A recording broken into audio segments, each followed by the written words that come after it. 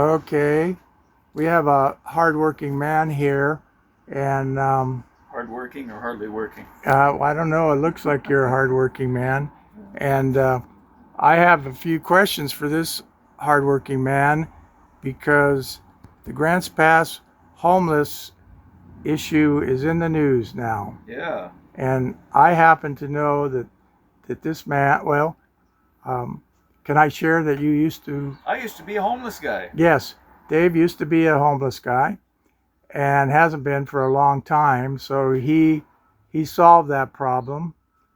And so, how long were you homeless for? Living in cars, vans, and a few months on the street, probably about 14 years. Uh huh. I see. And So and you found your way out of it. I did.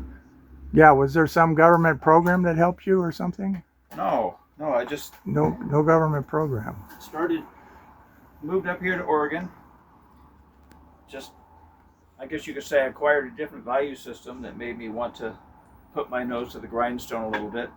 Got to hang out with a lot of family people that made me think about the way I was living and what the future might hold if I didn't change my ways. And so, anyway, a combination of things. I learned a trade that I was able to have a little fun doing, and that really helped. You find something you like to do. Work doesn't feel like such a burden. Yes. So, but obviously you were motivated to do that. I was, yeah, So yeah. so When I was homeless, I got to tell you, when I was homeless, though, I was not a lay down in the gutter drunk. To me, it was just an alternative way to live. I didn't have to pay rent like everybody else. yeah. I remember at the time thinking, I really got the system figured out here. I've got it made. I'm living in a van. In fact, toward the end of it, I had a solar panel on the roof. I'm trying to solder something here, by the way, in case you're Oh, wondering. that's okay. I don't think the viewers mind. Anyway, yeah, I mean, people, you think of homeless people, you think, oh, wow, that's got to be really tough, huh? Well, not necessarily. It can actually be kind of an adventure. It's rent free.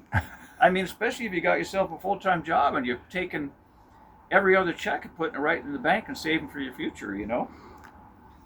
I got it. I Um, mean, I mean, there was a downside when I first hit the streets. There was a downside to it. It wasn't all fun. oh, But go ahead. yeah, but you were motivated. So let me switch the subject a little bit here. So this is Grants Pass, Oregon, and the Grants Pass homeless situation is national news now. Cases before the Supreme Court, and your little TV shop here is about a block away from a big homeless Yep, encampment down there, and I guess you see all the homeless people on the street out here, right? that's right. Lots of them. Yeah, lots of them. Lots and lots of them. Yeah, and so what do you think should be done about the situation? I think that's the question everybody wonders. What do you do? Yeah, do you think they should be allowed to just take over parks? Camp? Not when you put it that way. No, taking over parks is one thing. Yeah, well, they were putting their tents in there, and um, there was a neighborhood park down the street over on Lawn Ridge Park, and it's a little neighborhood park right in the middle of Residential neighborhood. one of the nicer Yeah. residential neighborhoods, and there's half a dozen tents up there. Yep. And so what do you think? Should they be allowed just What to? do you think? Or what do I think, rather? You know, I have heard so much controversy about this whole thing in terms of what should we do. And first of all, I think number one, everybody needs to understand there's a big difference between a homeless druggie and a homeless person. Right. And then you've got different varieties of homeless people. You've got the people that have severe mental illness. I see them all the time walking down the street here talking to themselves. You've got the druggies that don't really have any motivation to change their life because they found a life that kind of works for them. And the drunks. The drunks, yeah, yeah. So really, I think this whole thing needs to be broken down into categories. First of all, what what type of homeless person are you talking about when you say homeless? I don't think it should be one word categorizes everybody, because some of them are complete scum. They come by here, they leave their trash out here, they let their dogs poop on the sidewalk, they leave glass bottles in the gutter. They have no regard for anybody but themselves. They'll leave needles in places where kids can step on them. It's all about them. In fact, it's kind of annoying here because I've got a little cart out front there, as you might have noticed when you came up front. Almost every morning there's trash out there on my cart. 50 feet away there's a trash can. These guys could be taking that same trash they're leaving in front of my store, putting in a dumpster. But they're so self-centered because of their mental state that they can't see fit to walk 50 feet over to the dumpster to put their trash in there. It's got to end up on that cart out in front of my store. Mm-hmm. So that's annoying for me. So a lot of them, I think, are very self-centered, and I'm not saying that, it's, well, never mind, no comment on that. But yeah, so there you go, there you have it. So as far as what you should do, I don't know. On the one hand, because I was once homeless, and here I'm a business owner now, so I don't really, I don't want to be too hard on the guys, since I used to be homeless at one point. Just the jerks that ruin it for everybody, the druggies. I really have to think about that. That's why when you mentioned making a video, I thought, gee, I'd really like to think about this. Yeah. What do I think the answer should be? I mean, what do you think the answer should be? Well, I think, as you know, I used drugs for a long time, probably almost as equal as long as you were homeless. I was on drugs, and I think that what you're saying makes a little bit of sense to me. That they're different categories. I was never homeless, mainly because I kept getting thrown in jail. But the drug addicts, and I think Oregon has realized that their experiment in legal drugs was a complete failure and just made this whole homeless problem worse. But at least the ones that are drug addicts, and now they're recriminalizing it, but it won't start till this September. And I think the ones that are on drugs, if they're caught using drugs, if they're caught publicly inebriated or under the influence, I think they should be thrown in jail. And I think that's the kindest thing you can do for them. Well, think about this. Both you and I have a history we're not exactly proud about, right? And, I messed with drugs as a teen. I had an experience that scared the crap out of me, to put it bluntly. I felt like I was in hell, even though, I didn't know what to think about the whole concept of hell, but I felt like I was in hell. Mm-hmm. And I think that it put me on a quest to want to know what did I do wrong? How did I get to a place where life feels so dark and ugly? And I concluded, without having any religious training, that I had crossed some kind of boundary, that I felt like I was in spiritual trouble, even though I had no concept of Christianity. And so really it was like a quest to how do you get better. And so at some point, I was introduced to Judeo-Christian thinking. There's a God. In Christianity, is a character named Jesus, who we would believe is the Messiah. I believe is the Messiah. And that we have some accountability in life. It's not, you can't just do everything you want to do. God expects something of you. And so, I don't know, part of my thinking was that there's a connection between my misery and my conduct.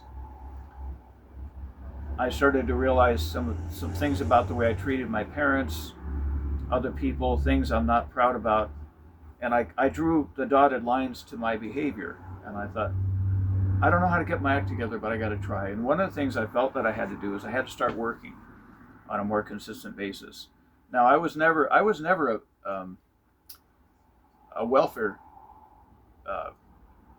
recipient, and a couple times I stood in lines, got a bag of groceries or whatever, but trying to be honest here and make sure I'm my memory is feeding me the right information. I do remember one time I went down to the food stamp office, actually. Felt really awkward about doing it.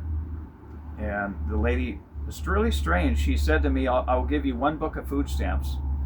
You got to promise me you'll never come back here again. And I remember thinking, this is kind of strange, but I said, that's fine. And I remember when my sister heard that I took the book of food stamps, she started yelling at me because I guess she instinctively thought that I shouldn't be going the welfare route, that I needed to get on my feet and do something with my life. So I know I'm going everywhere with my thinking here. So Well, that's all right. I think you've made some points. So it really wasn't any government program or anything that helped you solve your homelessness. It was really just what I hear you saying is that the misery of your own situation motivated you to want better in life.